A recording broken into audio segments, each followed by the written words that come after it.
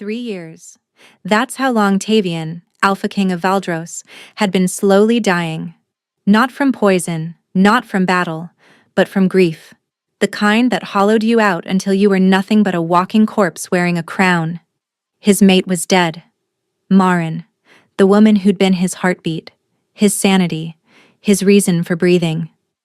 Killed in a fire that had consumed the Eastern Tower while he'd been away settling a border dispute. They'd found bones, ashes. Her ring, melted and warped, recovered from the rubble. He'd buried what remained of her in the royal crypt and sealed his heart in there alongside her. For 3 years, Tavian ruled Valdros like winter itself. Cold, merciless, empty. His advisors whispered that he should remarry, produce an heir. He ignored them. How could he take another mate when the bond mark on his chest still burned with phantom pain every single night? And then, he saw her. She was carrying linens through the servants' corridor, head bowed, hair the color of dark honey falling across her face.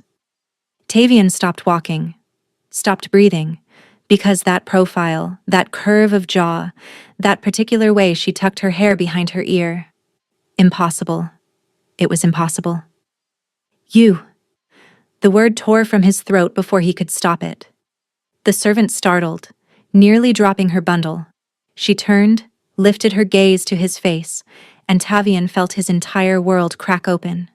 Marin's eyes, Marin's face, Marin standing before him, alive, breathing, real. But when she looked at him, there was no recognition, no joy, no love, only the blank politeness of a servant addressing her king. "Your Majesty," she said, and curtsied low. "Is something wrong?" He'd spent 3 years dying slowly without her. Now she stood before him, alive, and looking at him like he was a stranger. The great castle of Valdros had been built to intimidate. Black stone towers clawed at gray skies, and the corridors were designed to make visitors feel small, insignificant, aware at all times that they walked through the den of the most powerful alpha on the continent. But tonight, the castle's master stood frozen in a servant's hallway, unable to move, unable to think, staring at a ghost. "Your Majesty," the woman repeated, her voice uncertain. "Have I done something to offend?" Tavian couldn't speak. His wolf was howling inside him, clawing at his chest, screaming one word over and over: mate, mate, mate. But the bond that should have snapped back into place the moment their eyes met, felt wrong, muted, like trying to hear music through thick walls. "What is your name?" He barely recognized his own voice. It sounded scraped raw. The servant, Marin. It was Marin. How could she not know? Clutched her linens tighter. "Wren, Your Majesty. I work in the West Wing. The linens, the beds, Wren." The false name tasted like ash on his tongue. "How long have you worked in this castle?" 2 years, Your Majesty. Nearly 3, I think." 2 years. She'd been here for 2 years while he'd been dying of grief, sleeping under the same roof, walking the same halls, and he hadn't known. "Who hired you?" Tavian stepped closer, and she stepped back, fear flickering in her eyes. That fear cut him deeper than any blade. She'd never been afraid of him. Not once. Not even when they'd first met, and she'd been a minor noble's daughter with no idea she was destined to be queen. She'd looked him dead in the eye and told him his reputation for coldness was dramatically exaggerated. Now she trembled before him like a rabbit before a wolf. "The head housekeeper, Your Majesty," she whispered. "Mistress Orla. She gave me work when I arrived. Please, if I've done something wrong." "Where were you before you came here?" Confusion clouded her features. I don't remember, Your Majesty." Tavian went still. "What do you mean you don't remember?" "I was told I was found wandering near the southern road," she said, the words tumbling out nervously. "I had no memory of who I was or where I came from. No family came looking for me. Mistress Orla took pity on me and offered me a position. I've been here ever since." "No memory." The words hit Tavian like a physical blow. His mate, his Marin, had been alive this entire time, but someone had stolen her memories, stolen him from her mind. "Look at me," he commanded.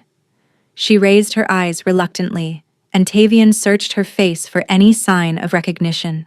Any flicker of the woman who used to laugh at his terrible jokes, who used to trace the bond mark on his chest and tell him she could feel his heartbeat even when they were apart. Nothing. There was nothing. "You truly don't know who I am," he said quietly. "Beyond my title." "You are the king, Your Majesty." She sounded confused by the question. "Everyone knows who you are. But you don't know me." "No, Your Majesty. I don't believe we've ever spoken before." Tavian closed his eyes, fighting to control the storm raging inside him. His wolf wanted to grab her, hold her, and mark her again until she remembered. But that wasn't how this worked. Whoever had done this, whoever had tried to kill her and failed, then stolen her memories instead, they'd done something to the bond itself. He couldn't force her to remember. He couldn't force the bond to heal. But he could protect her. He could find out what had happened. And when he discovered who had taken her from him, he would tear them apart with his bare hands.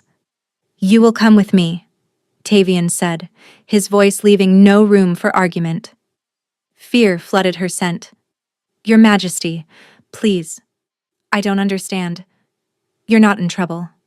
He softened his tone with effort. "But you will not be returning to the servants' quarters. Not tonight. Not ever again." "But why?" Her voice cracked. "I'm no one. I'm just a servant." Tavian looked at her. This woman who had been his queen, his partner, his entire world, and felt his dead heart shudder back to life. "You are not no one," he said quietly, "and I intend to prove it." He turned and walked toward the royal wing, not checking to see if she followed. She did. She had no choice. But as Tavian walked, his mind was already racing. Marin had supposedly died in a fire 3 years ago. Her body, or what they'd believed was her body, had been burned beyond recognition, but she was alive, which meant someone had staged her death. Someone had wanted her gone badly enough to kill her, and when that failed, they'd erased her mind and hidden her in plain sight. Someone in this castle. The chambers Tavian brought her to were grander than anything she'd ever seen. At least, anything she could remember seeing. Wren, that was her name, the only name she knew, stood in the center of the room and tried not to panic. Silk curtains framed tall windows. A fire crackled in a hearth large enough to roast a boar. The bed was canopied in deep blue velvet, big enough for 6 people. This was a queen's chamber. She could feel it in the weight of the silence, the quality of the dust-free air. "I don't understand," she said for the 10th time. "Your Majesty, there must be some mistake." The Alpha King stood by the window, his back to her, his massive frame silhouetted against the gray evening light. He hadn't spoken since they'd arrived, just stood there, perfectly still, radiating a tension that made her wolf cower. Not that her wolf was particularly brave, it never had been. Or at least, not as far as she could remember. "There's no mistake," he said finally. His voice was low, controlled, but she could hear something raw underneath it. Pain, maybe, or rage. "But I'm a servant. I fold linens. I scrub floors. I don't belong in... You belong exactly here." He turned to face her, and Wren's breath caught. She'd seen the king from a distance before. Everyone in the castle had. He was impossible to miss. Tall, powerfully built, with black hair that fell past his collar and eyes the color of a winter storm. Handsome in a severe, intimidating way. But up close, she could see what distance had hidden. The shadows beneath his eyes. The hollowness in his cheeks. The way he looked at her like she was something precious and devastating all at once. "Your Majesty," she tried again. "I don't know what you think I am, but..." "Tell me everything you remember," he interrupted, From the moment you woke with no memory. Every detail. Ren swallowed hard. I told you. I was found on the southern road. I don't know how I got there. I didn't know my name, my family, where I'd come from. A merchant's caravan picked me up. They brought me to the nearest town, and eventually, I made my way here. Why here? I don't know. The confession felt heavy. I just felt pulled, like something was calling me north. I thought I was going mad, but I couldn't ignore it. And when I reached Valdros, when I saw the castle, I felt... She trailed off, embarrassed. Felt what? His voice was sharp. Like I was supposed to be here, she whispered. Like I'd finally come home. Which is ridiculous. I'd never been here before. I'm sure of it. Something flickered across his face. Something that looked almost like anguish. You felt the bond, he murmured, more to himself than to her. The what? He didn't answer. Instead, he crossed to a writing desk and rang a small bell. Within moments, a knock came at the door. Enter, Tavian commanded. An older woman stepped inside, gray-haired, sharp-eyed, dressed in the severe black of an upper servant. Ren recognized her immediately. Mistress Orla, she breathed. The head housekeeper's eyes widened when she saw Ren. Your Majesty, what is the meaning of this? Has this girl done something? This girl, Tavian said quietly, will be staying in these chambers from now on. You will assign her personal attendants, maids of noble birth only. A healer will examine her tonight. And until I say otherwise, she does not leave the royal wing. Orla's mouth opened and closed. Your Majesty, I don't understand. She's a linen maid. She has no family, no history. I know exactly who she is. Tavian's voice dropped to something dangerous. The question I have for you, Orla, is how she came to be working in my castle for 2 years without anyone recognizing her. The housekeeper went pale. Recognizing her. Your Majesty, recognizing her as what? Tavian stepped closer to Orla, his presence suddenly suffocating. As my wife. My queen. My mate. Silence crashed through the room. Ren couldn't breathe. The words didn't make sense. They couldn't possibly make sense. That's impossible, she heard herself say. The queen is dead. Everyone knows that. There was a fire. She is standing in front of me. Tavian's eyes never left Orla's face. Alive. With no memory of who she is. And I want to know how that happened. Orla looked like she might faint. Your Majesty, I swear to you, I didn't know. She looked familiar when she first came seeking work, yes, but her face, the scar, the changed hair. I thought it was merely a resemblance. The queen was dead.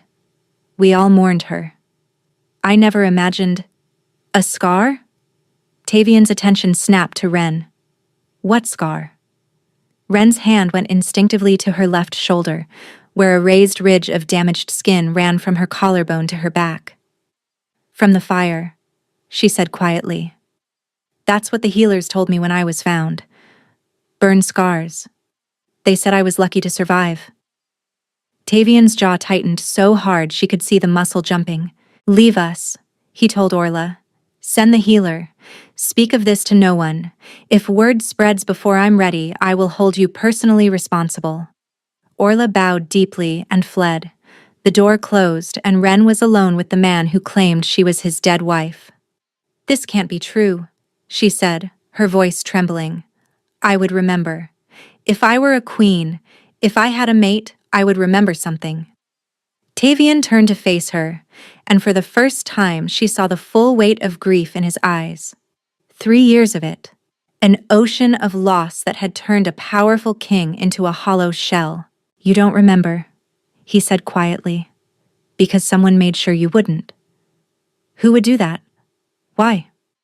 That's what I intend to find out. He took a step toward her, then stopped himself, as if afraid to get too close. But I need you to trust me. I know that's difficult when you don't know who I am, when you don't know who you are. You're asking me to believe I was a queen. Your queen. I'm asking you to believe that you were loved." His voice broke slightly on the word. "More than anything in this world, and that whoever tried to take you from me will pay for what they've done." Ren stared at this broken king, this stranger who looked at her like she was his salvation and his destruction all at once. She should be terrified. She should demand to leave, to go back to her simple life folding linens. But something deep inside her, something buried beneath the fog where her memories should be, whispered that he was telling the truth. "What happens now?" she asked quietly. "Now," Tavian said, "we find out what really happened the night you died, and who wanted you dead badly enough to erase you from existence." The healer arrived within the hour. An elderly woman named Bridget, with silver hair braided down her back and eyes that seemed to see more than what was visible. She examined Ren thoroughly while Tavian stood by the window, his back turned to give them privacy, but his body rigid with tension. "Well?" he demanded when Bridget finally stepped back. The old healer's expression was grim. "It's her, Your Majesty. There's no question. The bone structure, the birthmark behind her ear, the way her wolf responds to examination. This is Queen Marin." Marin, she was supposed to be Marin, sat on the edge of the bed, feeling disconnected from her own body. "And her memory?" Tavian pressed. Bridget hesitated. "There's magic involved. Powerful magic. Someone didn't just cause trauma-induced amnesia. They deliberately severed her connection to her past, to her identity." The healer's voice dropped. "To her mate bond." Tavian spun around. "That's not possible. The mate bond can't be severed. It's sacred. It hasn't been severed completely," Bridget said carefully. "That's why she felt pulled here. That's why she found her way back to you even without knowing who you were. The bond is muted, suppressed, like a fire buried under ash. The embers are still alive, but they've been smothered." Ren touched her chest instinctively. She'd always felt something there. An ache, an emptiness that no amount of work or distraction could fill. She'd assumed it was just the weight of not knowing who she was. But maybe it was this, the bond, calling out to someone she couldn't remember. "Can it be restored?" Tavian's voice was rough with desperate hope. "Can she remember?" Bridget chose her words carefully. "Magic this powerful doesn't fade on its own. It would require an equally powerful counterspell, or," she glanced at Ren, "or the bond might heal itself naturally if given time and proximity. The mate bond wants to be whole. It will fight to repair itself." "How long? Weeks, months, perhaps years. I can't say for certain." Tavian turned away, his hands clenched at his sides. The silence stretched, heavy and painful. "There's something else, Your Majesty," Bridget said quietly. "Something you need to know." "What?" "The magic used on her. It's not common. It's not something any ordinary witch could accomplish." Bridget's voice dropped to nearly a whisper. "This level of memory manipulation requires blood magic, dark magic, and it requires the caster to have access to something deeply personal from the victim, such as hair, blood, a treasured possession." Bridget paused. "This wasn't done by a stranger, Your Majesty. Whoever erased her memory knew her well, had access to her private belongings." The implication hung in the air like poison. Someone close to Marin, close to the Queen, had orchestrated her disappearance. Someone who'd had access to her chambers, her personal effects. Someone within the castle walls. "Who knew she would be in the Eastern Tower that night?" Tavian asked, his voice deadly quiet. Bridget shook her head. "That's beyond my knowledge, Your Majesty." "I do," Ren said suddenly. Both of them turned to stare at her. "I don't remember being there," she said quickly. "I don't remember any of it. But just now, when you mentioned the Eastern Tower," she pressed a hand to her temple. "Something flickered, like a fragment of a dream. Someone asking me to meet them there. Someone I trusted." "Who?" Tavian crossed to her in 2 strides, dropping to his knees before her so their eyes were level. Maren, think. Who asked you to be there? I don't know. Tears of frustration burned her eyes. It's like trying to grab smoke. The harder I reach for it, the more it slips away. Tavian's hands hovered near hers, wanting to touch her, not daring to. Up close, she could see the anguish carved into every line of his face. This man had loved his queen. Loved her, if Bridget was right. And he'd spent 3 years believing she was dead. I'm sorry, she whispered. I'm trying to remember. I want to remember. Don't apologize. His voice cracked. This isn't your fault. None of this is your fault. Your Majesty, Bridget interrupted gently. There's one more thing. The bond suppression. It may be causing her physical effects as well.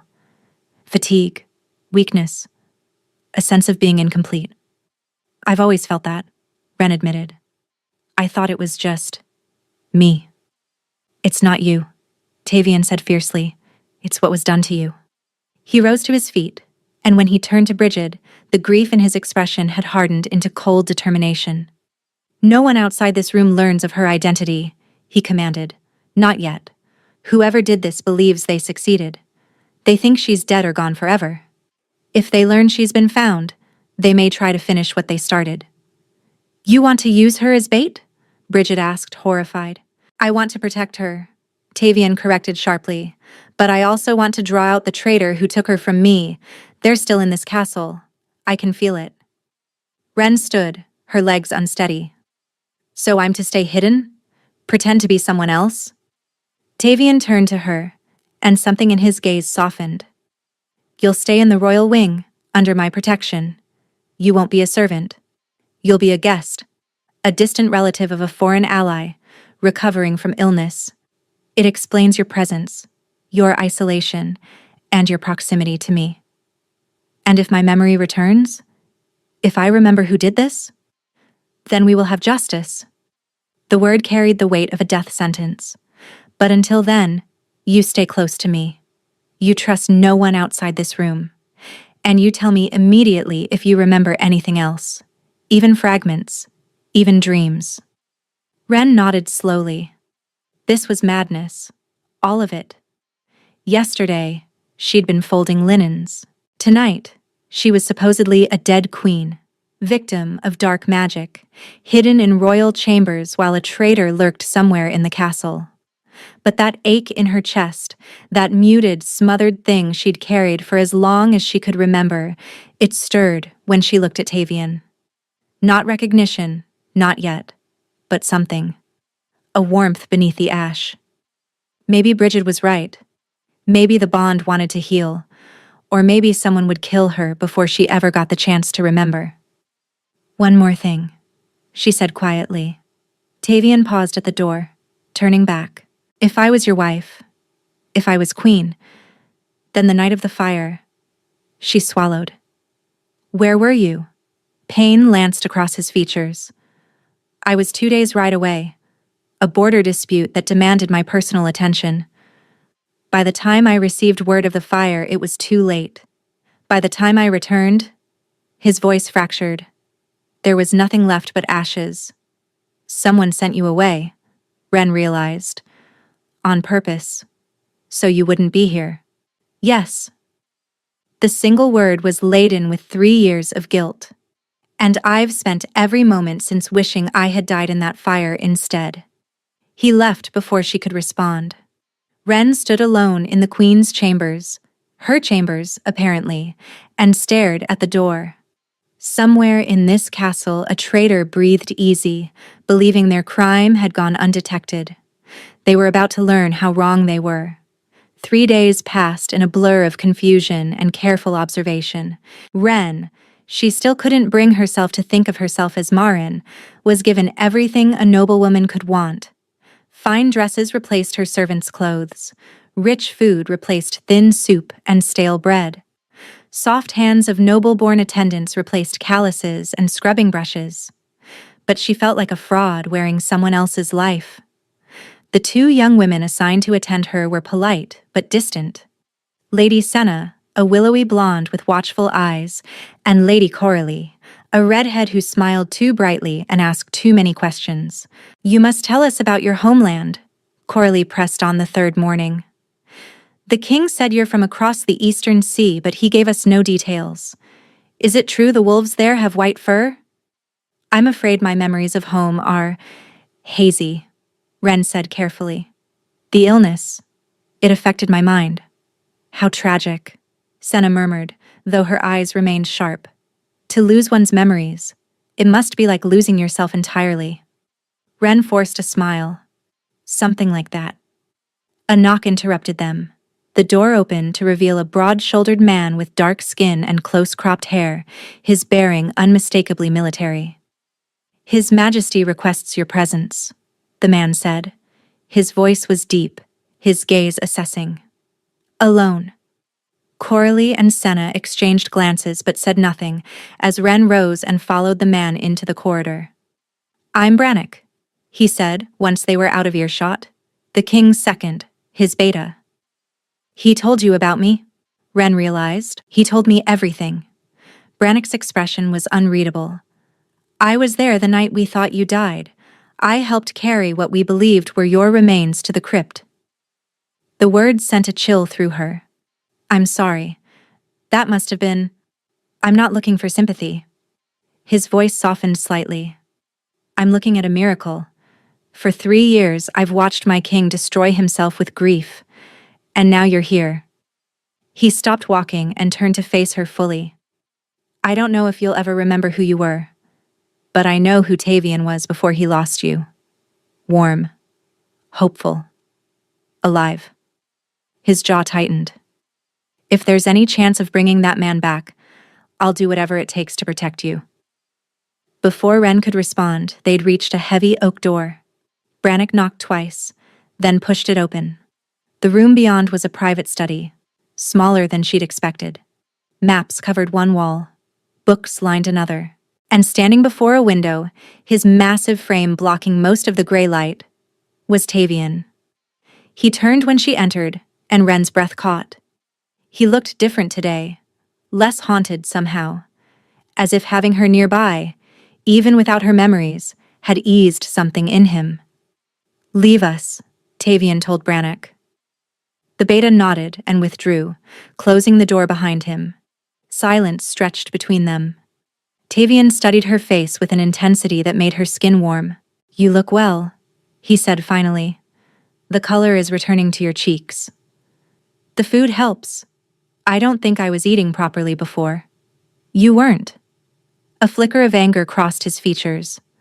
A queen reduced to servants' rations, sleeping in a cramped room with 6 other women. "If I'd known..." "You didn't. That's not your fault." "Everything about this is my fault."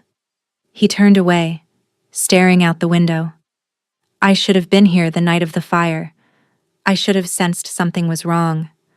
The mate bond should have told me." "Brigid said the bond was suppressed," Wren reminded him gently. "Whoever did this, they planned for everything. They made sure you wouldn't feel it when they tried to kill me." His hands clenched at his sides. "That doesn't absolve me?" Wren approached him slowly, the way one might approach a wounded animal. Up close, she could see the tension in his shoulders, the rigid set of his spine. This man carried guilt like armor. It was crushing him. "Tavian," she said softly. He went very still. It was the first time she'd used his name without his title. "I may not remember being your wife," she continued. "I may not remember loving you. But I can see what losing me did to you. And I know that whoever orchestrated this, they wanted exactly that. They wanted you broken." He turned, and they were suddenly very close, close enough that she could see the storm in his gray eyes, the barely leashed emotion beneath his control. "I am broken," he said quietly. "I have been since the moment I returned to find ashes where you should have been." "Then let me help you find the truth." She held his gaze. "Let me help you find who did this, not just for justice, but because I want to know who I was, who we were." Something shifted in his expression. The cold king she'd first met was cracking, revealing something raw underneath. Something human. "You were everything," he said, his voice rough. "You were stubborn and brilliant, and you argued with me constantly. You made me laugh when I'd forgotten how. You made me believe I could be more than just a weapon." His hand rose, hovering near her cheek, not quite touching. "You were the only person who ever looked at me and saw a man instead of a monster." Ren's heart hammered against her ribs. The ache in her chest, that muted, buried thing, stirred violently. "I want to remember that," she whispered. "I want to remember you." His fingers finally made contact, brushing her cheek with heartbreaking gentleness. His touch was warm, grounding, and something inside her reached toward him. For a moment, just a moment, she felt it. A flicker of something vast and overwhelming, like glimpsing the ocean through a crack in a wall. Then it faded, and she was left gasping. "What was that?" she breathed.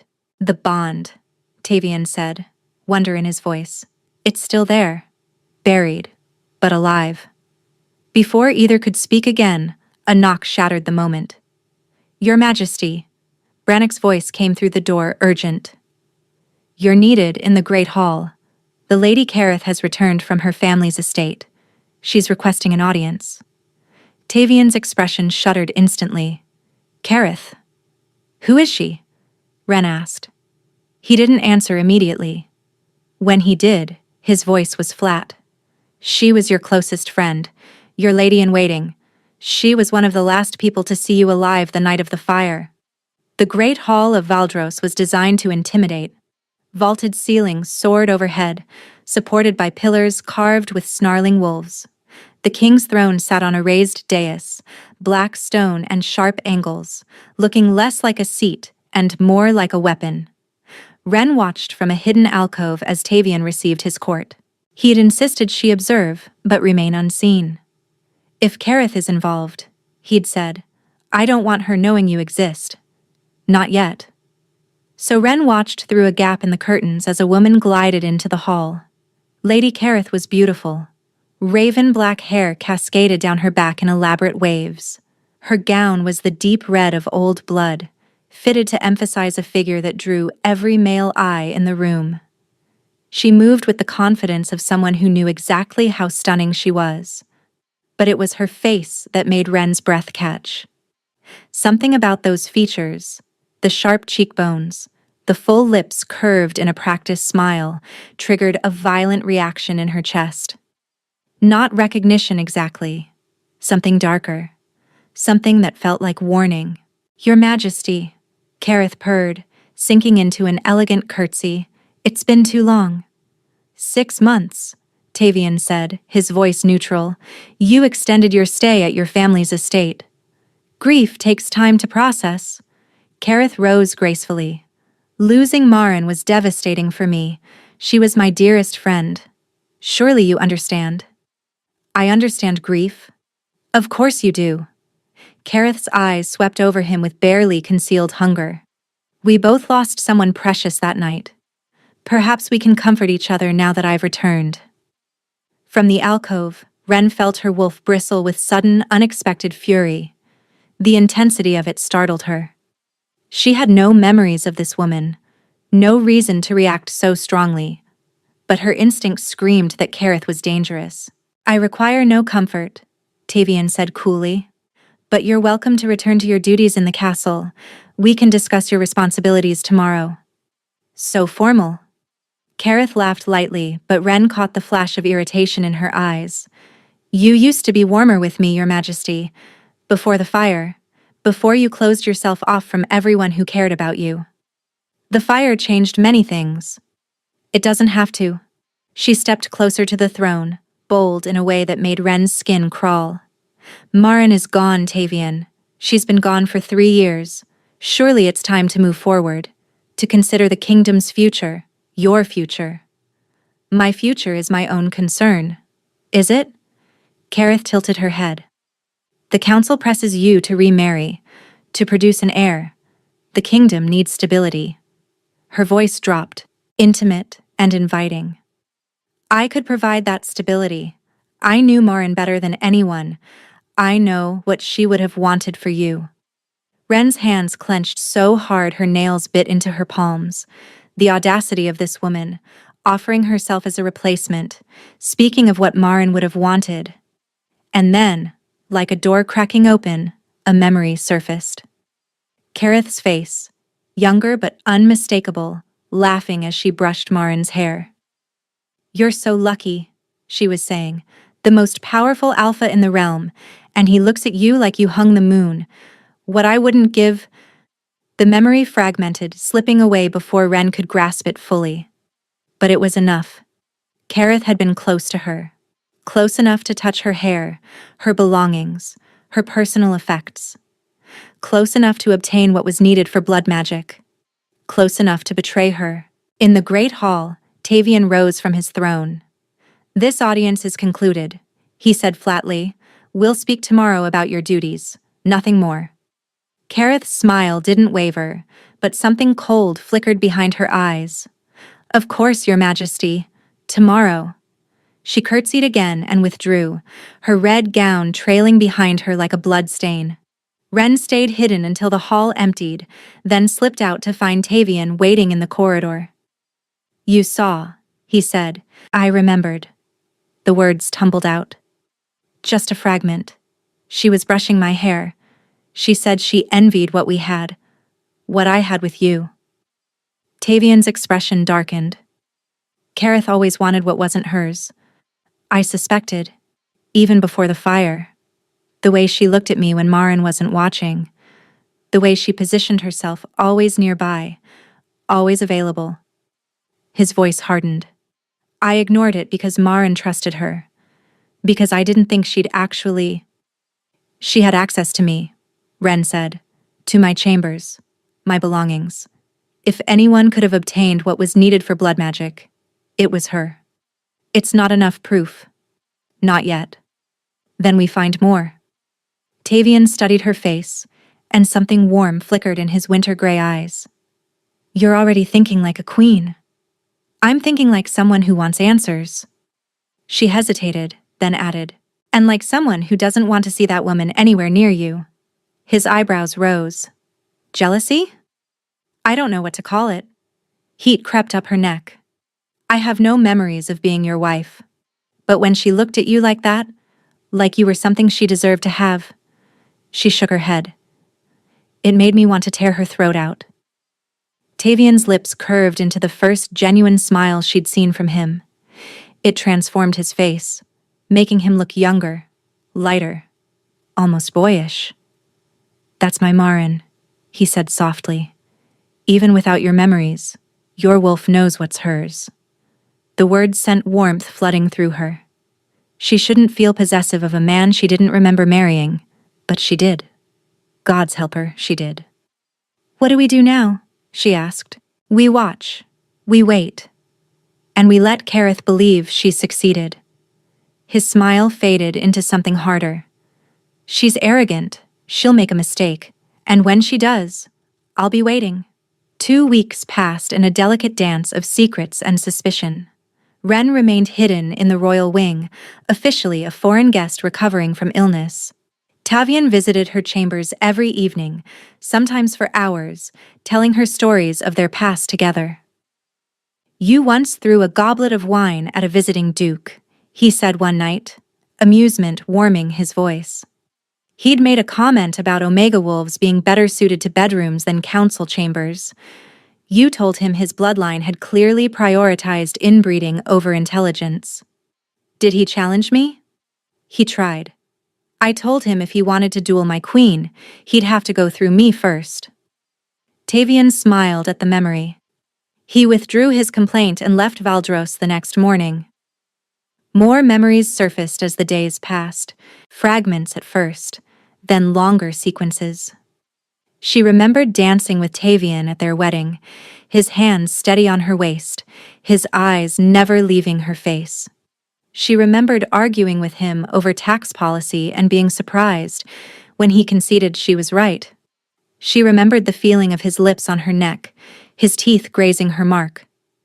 That particular memory made her gasp awake in the middle of the night, her body flushed with heat, the phantom sensation of his touch still lingering on her skin. The bond was healing. She could feel it growing stronger each day, like a plant reaching towards sunlight after years in darkness. And then came the night that changed everything. It started with another memory, the clearest one yet. She was in the Eastern Tower, waiting. The note had said to come alone, that there was something urgent, something that couldn't wait. And she'd trusted the handwriting because she'd seen it 1,000 times before, Kareth's handwriting. The door opened and Kareth stepped inside. But she wasn't alone. A figure followed her, hooded, face hidden in shadow. "I'm sorry," Kareth said. But she didn't look sorry. She looked triumphant. "You have something I want, something you never deserved." The hooded figure raised their hands, and purple light blazed. Ren sat up in bed, gasping, drenched in cold sweat. She knew. She finally knew. Kareth had lured her to the tower. Kareth had brought the Blood Witch. Kareth had orchestrated everything. Ren threw off her blankets and ran. Tavian's chambers were at the end of the royal corridor. She didn't bother knocking, just burst through the door, not caring about propriety, not caring about anything except sharing what she'd finally remembered. "Tavian, I remember who—" She stopped. Tavian stood in the center of his chamber, perfectly still. And beside him, far too close, her hand resting on his chest, was Kareth. "Oh," Kareth said, her smile spreading like poison. "What have we here?" Ren's blood turned to ice. "Marin." Tavian's voice was strained, wrong. His eyes were fixed on her, but something was off about his posture, too rigid, too frozen. "Run." "He can't help you," Kareth said conversationally. "He's paralyzed. A little gift from a friend. The same friend who erased your memories 3 years ago." She stepped away from Tavian, approaching Ren with languid grace. "I knew you were here. Did you really think you could hide from me? I was your closest friend. I know your scent better than anyone." "Why?" Ren's voice came out steady despite the terror clawing at her throat. "Why would you do this? I trusted you." "Yes, you did. That was always your problem. Trusting too easily." Kareth's beautiful face twisted with 3 years of buried resentment. "Do you have any idea what it was like, watching you have everything I deserved? You weren't even supposed to be queen. You were a minor noble's daughter, pretty but unremarkable. And yet, he chose you. He chose you. So you tried to kill me. I tried to replace you." Kareth's eyes blazed. The original plan was simple: remove you, comfort the grieving king, become his new queen. But the Blood Witch I hired was incompetent. She was supposed to kill you cleanly. Instead, she panicked, set the fire, and when I found out you'd survived with your memories gone, she laughed bitterly. "I should have finished the job myself. But I thought, why bother? You were nobody, a broken servant. No threat." "You were wrong. Clearly." Kareth produced a small vial from her sleeve, filled with shimmering violet liquid. "But I won't make the same mistake twice." She moved faster than Ren expected, grabbing her arm, trying to force the vial to her lips. Ren fought back. 3 years of hard labor had made her body strong, even if she hadn't realized it. She twisted, broke Kareth's grip, and the vial went flying, shattering against the stone floor. Kareth snarled with fury. And then Tavian was there. Whatever paralysis had held him had broken. He seized Kareth by the throat and lifted her off the ground as if she weighed nothing. "You took everything from me," he said, his voice barely recognizable. "You stole my mate. You let me believe she was dead. You watched me suffer for 3 years and offered yourself as comfort." Kareth's face was turning purple, her hands clawing uselessly at his grip. "Tavian," Ren said, "don't kill her." His eyes snapped to her, wild with rage. "Not yet," she continued. "She mentioned a Blood Witch. Someone who's still alive. Still out there. We need to know who. We need to know how to fully break the spell. For a long moment she thought he wouldn't listen. The beast in him wanted blood. She could see it in his eyes, feel it pulsing through the bond. But then his grip loosened. Kareth crumpled to the floor, gasping. "Guards!" Tavian called, his voice echoing through the corridor. Within moments, armored men flooded the chamber. They took Kareth away, her screams of protest fading as they dragged her toward the dungeons. And then, Ren was in Tavian's arms. He held her so tightly she could barely breathe, his face buried in her hair, his whole body shaking. "I couldn't move," he said raggedly. "She had me paralyzed and I couldn't move. I thought I was going to watch her kill you all over again." She didn't. Ren pulled back to look at him. "I'm here. I'm alive. And I remember." His eyes searched her face. "How much?" "The night of the fire. Kareth luring me to the tower. A hooded witch." She swallowed. "I remember being terrified. I remember calling out for you through the bond, and I remember—" Her voice broke. "I remember loving you. I remember what we had."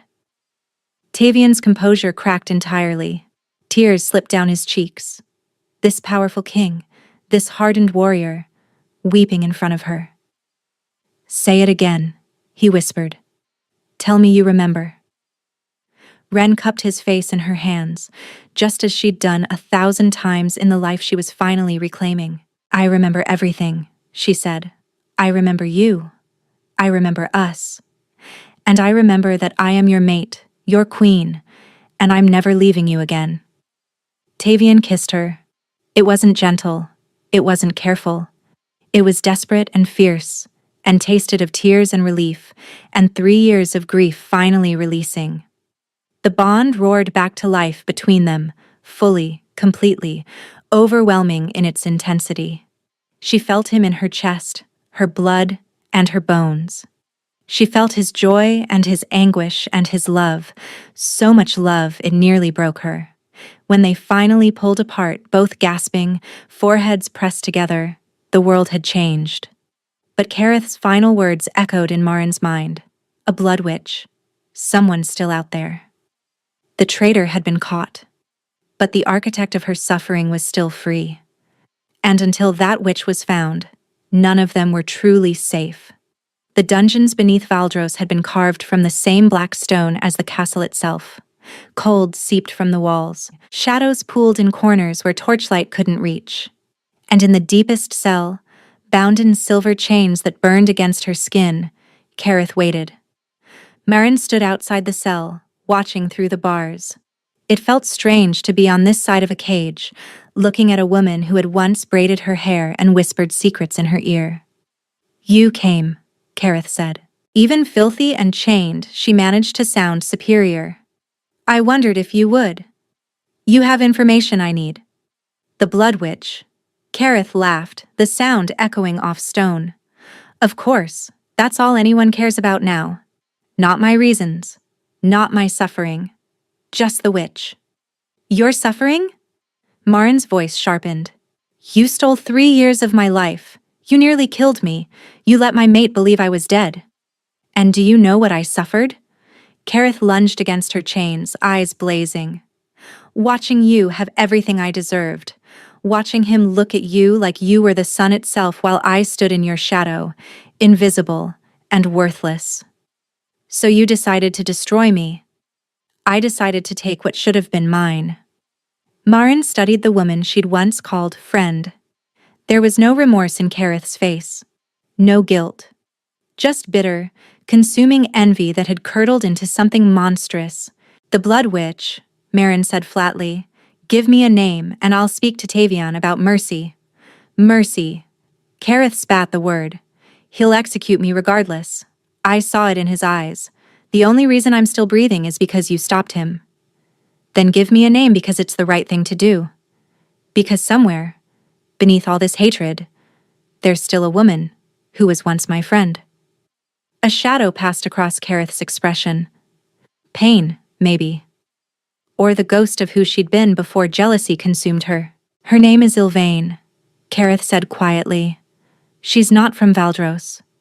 My mother found her, hired her from the Eastern Territories where blood magic is still practiced in secret. Where is she now? Kareth's lips curved into something that wasn't quite a smile. Closer than you think. My mother isn't foolish enough to let loose ends remain untied. Ulvain has been in the castle since word reached us that the king had discovered you. Watching. Waiting. Marin's blood chilled. She's here? Now? Did you really think your memories were returning naturally? Kareth laughed again, but it was hollow. Ulvain has been monitoring the suppression spell. Every time you remembered too much, she reinforced it. But with me captured, she'll know the game is ending. She'll either run or finish what she started. Finish? Kill you. Kareth's voice was matter-of-fact. The spell has a failsafe. If the caster activates it, your mind doesn't just forget. It breaks. Permanently. You'll be alive, but there'll be nothing left inside. Just an empty shell. Horror flooded through Marin. Who is she posing as? Where in the castle? For a long moment, Kareth said nothing. Then quietly. She's one of your attendants. The blonde one. Senna. The world tilted. Lady Senna. The quiet, watchful woman who had dressed her every morning. Who had brought her meals? Who had been alone with her dozens of times over the past weeks? Marin didn't wait to hear more. She turned and ran. She found Tavian in his war room, Brannick at his side, both men hunched over maps and reports.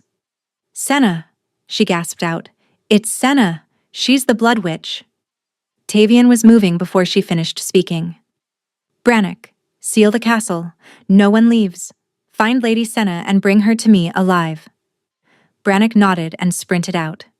How do you know? Tavian asked, crossing to her. Kareth told me. The witch has been here the whole time, monitoring the spell on my memories. And there's a failsafe.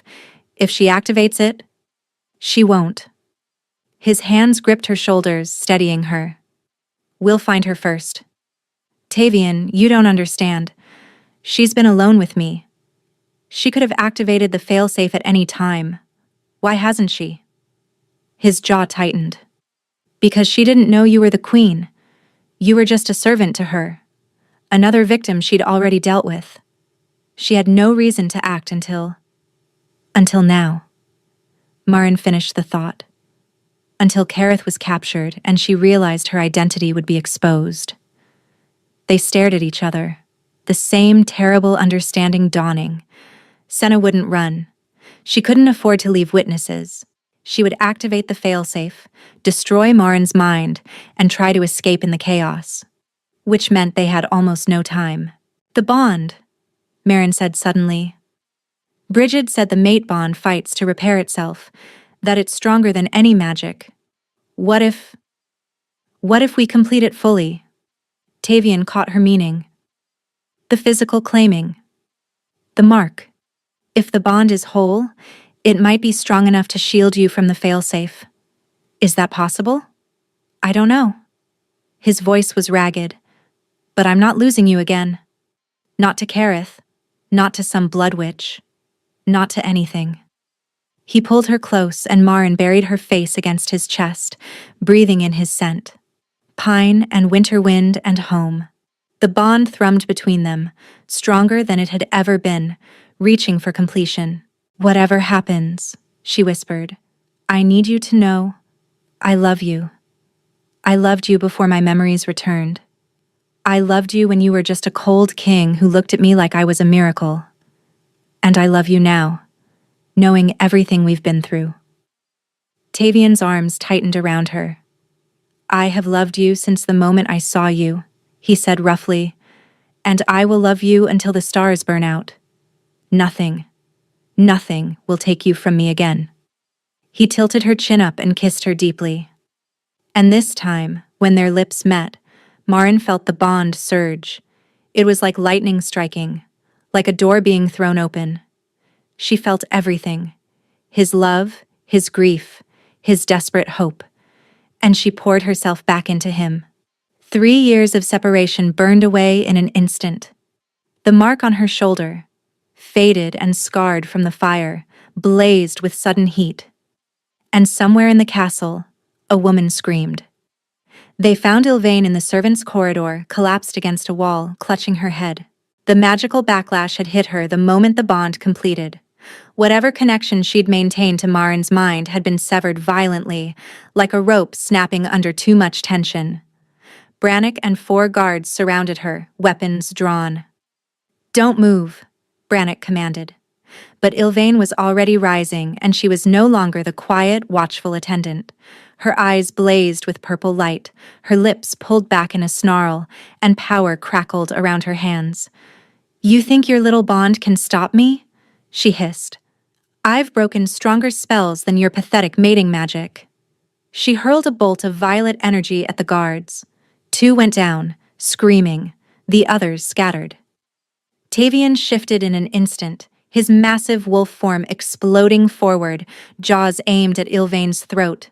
But she was ready. A shield of purple light deflected him, sending him crashing into the wall. "Tavian!" Marin screamed. He struggled to rise, but the magical impact had stunned him. Blood matted the fur at his temple. Ylvain advanced on Marin, power gathering in her palms. 3 years I've been cleaning up Kareth's mess," she spat. 3 years of maintaining that spell, watching you stumble around like a lost child, waiting for the day someone would recognize you and ruin everything." "Why?" Marin demanded, backing away. "What did I ever do to you?" "You?" Ylvain laughed bitterly. "Nothing. You were just a job. But Kareth's mother paid me a fortune to make you disappear, and I don't leave contracts unfulfilled. So it was just money. It's always money, power, survival." Ylvain raised her hands. "And now, little queen, it ends." Purple light blazed. And Marin moved. She didn't think, didn't plan. Her wolf took over, pushing her faster than she'd ever moved before. She ducked under the blast, rolled, and came up right in front of Ylvain. Her fist connected with the witch's jaw with a crack that echoed through the corridor. Ylvain staggered, shock breaking her concentration. The purple light flickered and died. "You," she started. Marin didn't let her finish. 3 years of scrubbing floors and hauling linens had made her body strong. 3 years of survival had made her ruthless. And the fully restored bond with her mate had unlocked something fierce and primal inside her.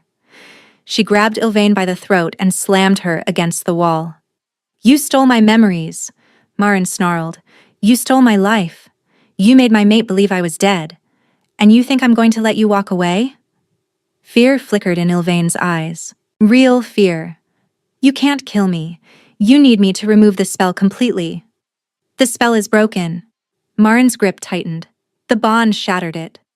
"I remember everything now, including the fact that you watched me work as a servant for 2 years and never once showed a shred of mercy."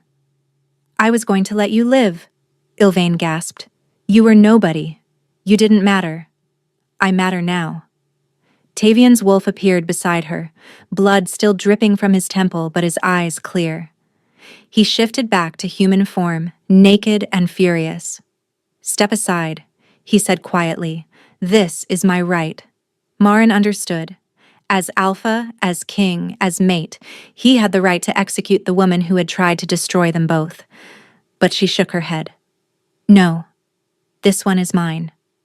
She felt Tavian's surprise through the bond, then his fierce approval. Marin looked into Ylvain's terrified eyes.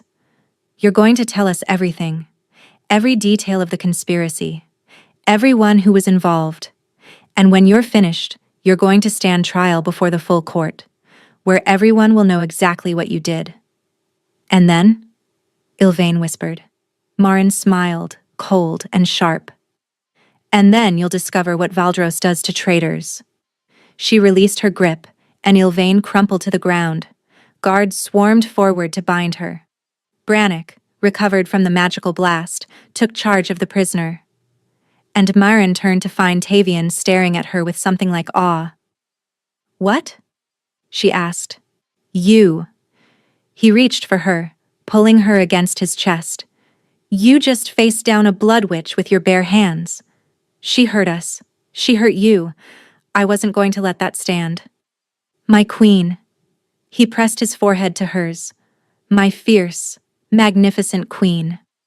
For a moment they just breathed together, the bond humming between them. The crisis wasn't over. There were still trials to hold, conspirators to root out, a kingdom to reassure. But they would face it together. As they always should have. The trials took 3 weeks. Carith was sentenced to exile, stripped of her family name and lands, cast out of Valdros to wander the wastelands beyond the eastern border. Her mother, Lady Draven, was executed for treason, the architect of the entire conspiracy, motivated by ambition to see her daughter on the throne. Ylvain faced a different fate. Her knowledge of dark magic made her too dangerous to release, too valuable to kill. She was bound with silver and magic, imprisoned in the deepest dungeon where her powers could never touch anyone again. When the last verdict was delivered, Mourned stood beside Tavian on the dais, no longer hidden, no longer pretending to be anyone but who she was.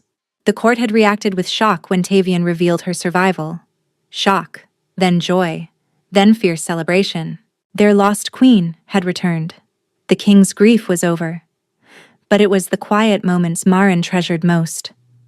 The morning after the final trial, she woke in Tavian's arms in the chambers they now shared.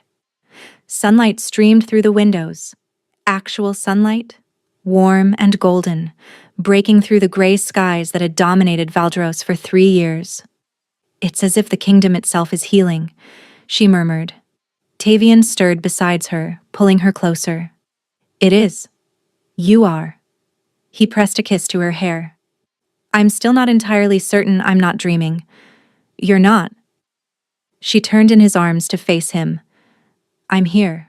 I'm real. And I'm not going anywhere. Promise me. The vulnerability in his voice made her heart ache. This powerful king, this feared alpha, reduced to pleading for reassurance. I promise, she said softly.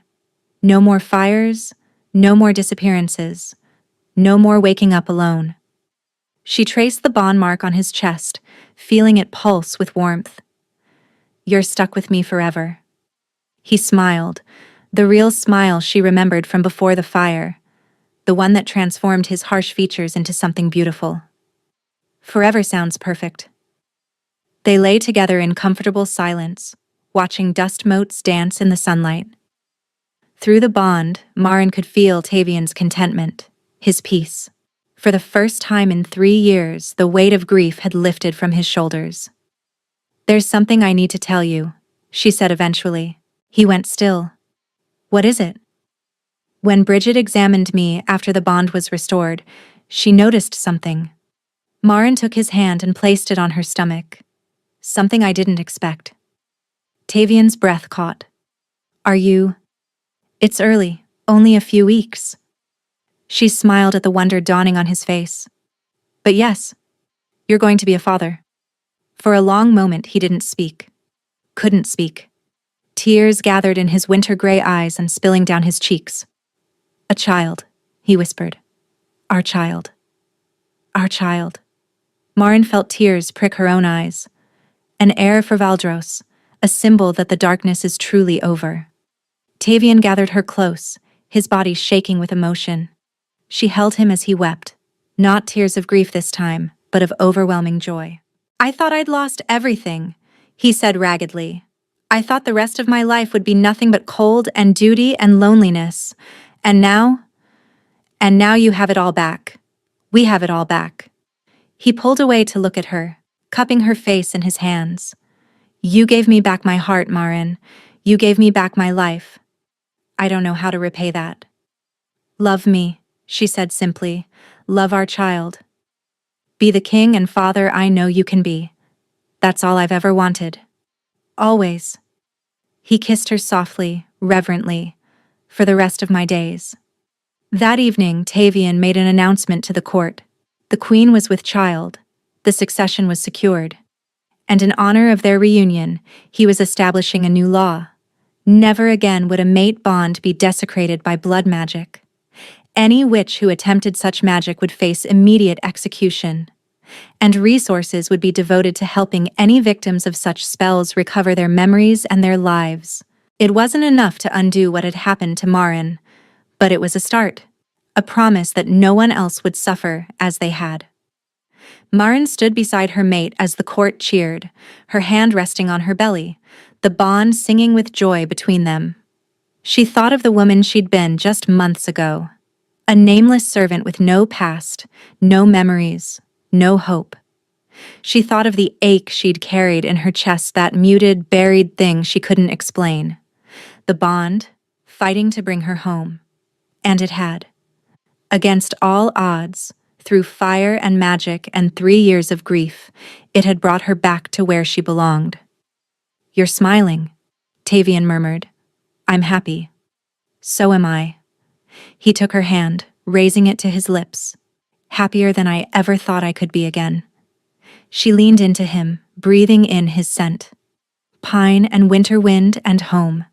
3 years ago, she had died in a fire. Today, she had risen from the ashes. And as the sun set over Valdros, painting the gray stone towers in shades of gold and rose, Marin knew with absolute certainty that the darkness was finally behind them. Their story wasn't over. It was only beginning.